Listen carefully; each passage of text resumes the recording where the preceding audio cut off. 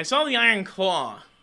Uh, it's about the Von Erich brothers. They're a bunch of brothers who are like wrestlers who wrestled, and tragedy befell their family. And I gotta tell you, quite a bit. It has Zach Efron, Jeremy Allen White, and more people. But they're the main two.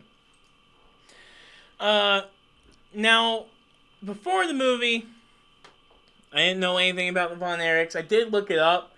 I just knew they died. That's big. Like, people were like, "Man, it's really sad." I was like, "Well, okay." So I looked it up, and I was like, "Okay, they all died." But that's all I knew. I didn't know the specifics about how they died. Well, the movie shows you. It's pretty weird, man. I don't know how. I'm not gonna spoil it because there are some crazy, like, things you just wouldn't expect, and how they portray it is kind of interesting too. Because it's like, for some of these deaths, it's like just something happened. Like, one moment they're there, next moment they're gone, and at a certain point, you just sort of like, especially when you're Zach Efron, it's like, man, just just let them die. It's time.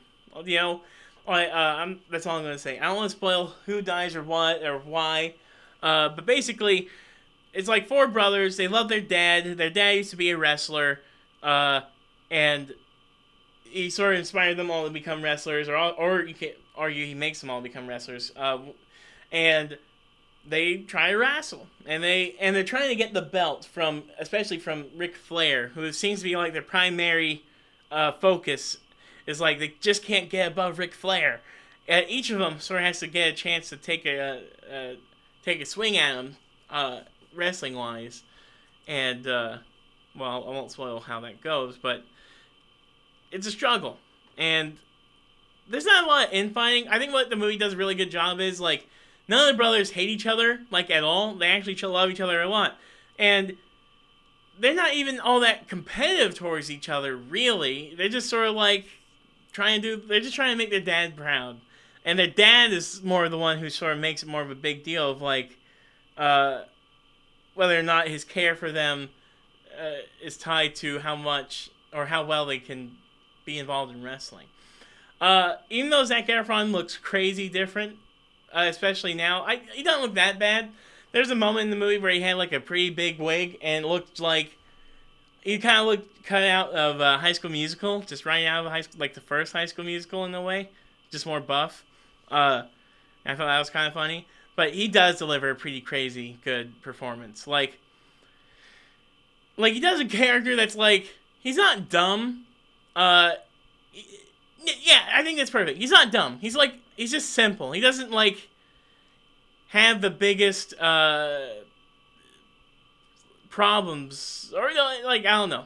He doesn't have like a big complex about a whole bunch of things. He's just sort of moving about his life, just sort of doing like yeah, he has dreams. He wants to be a good wrestler and everything, but he's not like overstepping his boundaries in any ways, really necessarily. Uh,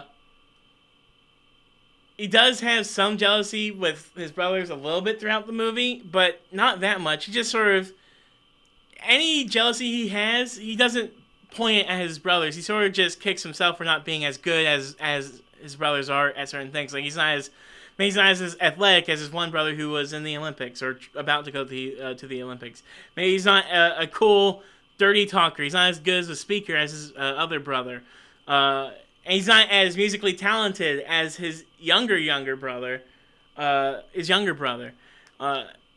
And I don't know if he feels about a certain way about that, but like all he does is just sort of work out and try and be a good wrestler, and that's all he wants to do. He just wants to wrestle with his brothers.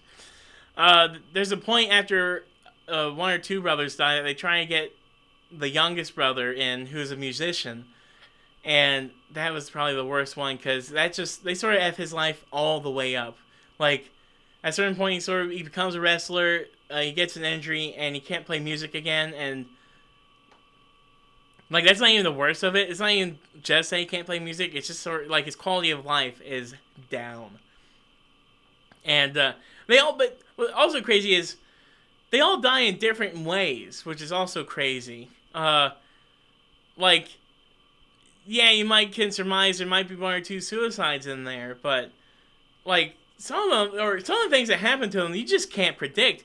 Early in the movie, Zac Efron's like, "My family's cursed," And at a certain point, he's like trying to stay away from his wife and baby because he's like, I don't want to touch you because I'm scared I'm gonna get it on you. And I'm like, yeah, I believe you. Your family's cursed. Get the fudge away from them. Uh, but yeah, Iron Claw. It's really sad. There's a line in the movie where Zach Efron's basically like, uh, I used to be a brother, but I'm not a brother no more. And that made me cry because I was like, man, like I have a brother, and you never think about never not being a brother or being a sibling, and even when they're gone, you sort of think, I'm still a sibling.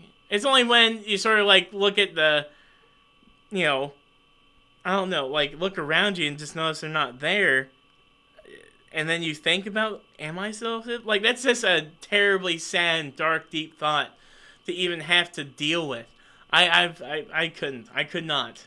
I could not. Could not. But yeah, that's the Iron Claw. Good movie. Very sad. So sad.